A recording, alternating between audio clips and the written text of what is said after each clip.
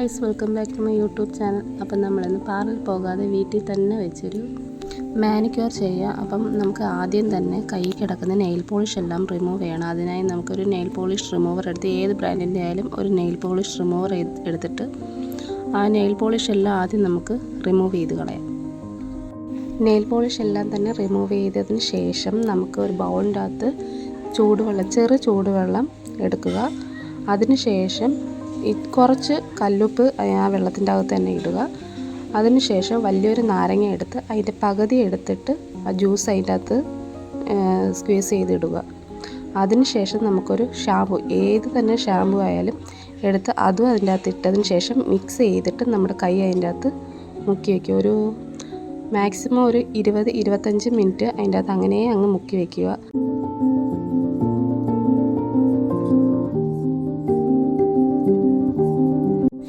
അതിന് ശേഷം നമുക്ക് കൈ അതിൽ നിന്ന് എടുത്തിട്ട് പഴയ ഒരു ടൂത്ത് ബ്രഷ് എടുത്തിട്ട് നമുക്ക് നമ്മുടെ നെയിലെല്ലാം നല്ല വൃത്തിയായിട്ട് ഉരച്ച് കഴുകിയെടുക്കുക.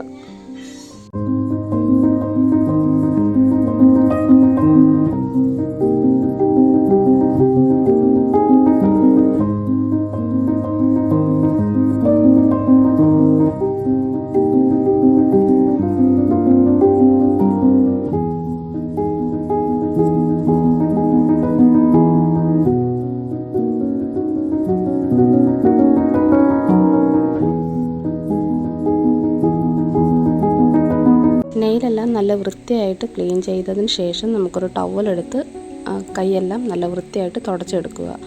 അതിന് ശേഷം ഒരു നെയിൽ കട്ടർ എടുത്തിട്ട് നമ്മുടെ നെയിലെല്ലാം നല്ല വൃത്തിയായിട്ട് ഷേപ്പ് ചെയ്ത് ആദ്യം എടുക്കുക. സൈഡിലെല്ലാം പൊട്ടിയിരിക്കുന്നതോ അങ്ങനെ ചെറുതായിട്ടുള്ളതൊക്കെ ആദ്യം വെട്ടി ഷേപ്പ് ചെയ്തെടുക്കുക.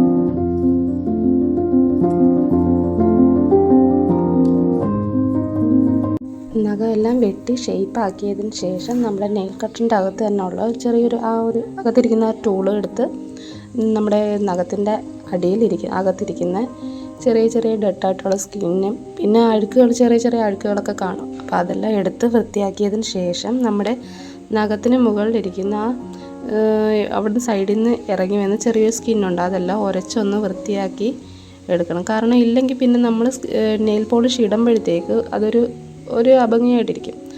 അപ്പോൾ അതെല്ലാം ഒന്ന് ഉരച്ച് വൃത്തിയാക്കി എടുത്തതിന് ശേഷം നേരത്തെ എടുത്ത അതേ വെള്ളത്തിൻ്റെ അകത്ത് തന്നെ നമ്മുടെ കൈ മുക്കി നല്ല വൃത്തിയായിട്ട് കഴുകിയെടുക്കുക. അതിന് ശേഷം നേരത്തെ എടുത്ത അതേ ടവലെടുത്ത് നല്ല വൃത്തിയായിട്ടൊന്ന് തുടച്ച് വൃത്തിയാക്കി എടുക്കുക.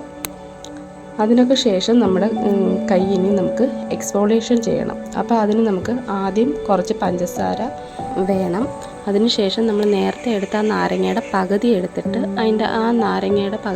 അതിൻ്റെ അകത്തുള്ള ആ ജ്യൂസെല്ലാം ഒന്ന് വെളിയിൽ വരുന്ന കണക്കൊന്ന് അമക്കി ഇതാക്കി കൊടുക്കുക. അതിനുശേഷം ആ പഞ്ചസാരക്കകത്ത് ഡിപ്പ് ചെയ്തിട്ട് നമ്മുടെ കയ്യിൽ സ്ക്രബ് ചെയ്ത് ചെറുതായിട്ടൊന്ന് ജെൻറ്റിലായിട്ട് സ്ക്രബ് ചെയ്യാവൂ. കാരണം നമ്മുടെ സ്കിന്നെന്ന് പറയുന്നത് സെൻസിറ്റീവായിട്ടുള്ള സ്കിന്നാണ്. അപ്പം നമ്മൾ ഒരുപാട് ഹാർഷായിട്ട് ചെയ്യുമ്പോഴത്തേക്ക് നമ്മുടെ സ്കിന്നിനെല്ലാം ഡാമേജ് വരും.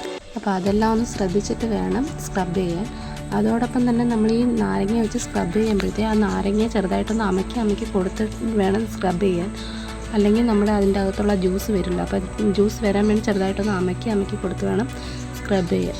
അപ്പോൾ നമുക്ക് മാക്സിമം ഒരു 5 മിനിറ്റ് വരെ സ്ക്രബ് ചെയ്ത് എടുക്കണം.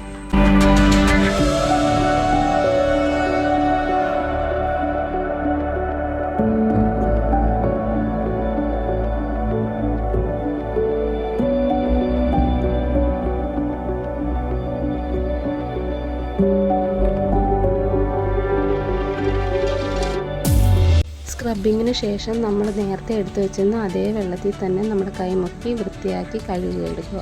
അതിനുശേഷം നമ്മൾ ലാസ്റ്റ് സ്റ്റെപ്പ് എന്ന് വെച്ചാൽ നമ്മുടെ കൈക്ക് ചെറിയൊരു മസാജിങ് കൊടുക്കണം. അതിനുവേണ്ടി 2 ടേബിൾ സ്പൂൺ കോക്കനട്ട് ഓയിൽ, പിന്നെ ഒരു ചെറിയൊരു കറ്റാർ വാഴ 2 സൈഡും ചെറുതായിട്ടൊന്ന് വെട്ടിക്കളഞ്ഞിട്ട്, അതിൻ്റെ മുള്ള് കണക്കിരിക്കുന്ന ചെറിയ സൈഡൊന്ന് വെട്ടിക്കളഞ്ഞിട്ട് അതിൻ്റെ മേളിലെ ഭാഗം ഒന്ന് വെട്ടിക്കളഞ്ഞ് ചെറുതായിട്ട് അതിൻ്റെ പിച്ചാത്തി എടുത്ത് അതിൻ്റെ മേളിലെ ഭാഗം ഒന്ന് കട്ട് ചെയ്ത് ആ ജെല്ലൊന്ന് പുറത്ത് വരുന്ന കണക്ക് ആക്കിയിട്ട് നമ്മുടെ ഓയിലിൻ്റെ അത് ഡിപ്പ് ചെയ്തിട്ട് നമ്മുടെ കയ്യിൽ നല്ല ജെൻറ്റിലായിട്ടൊരു മസാജ് ചെയ്ത് കൊടുക്കാം.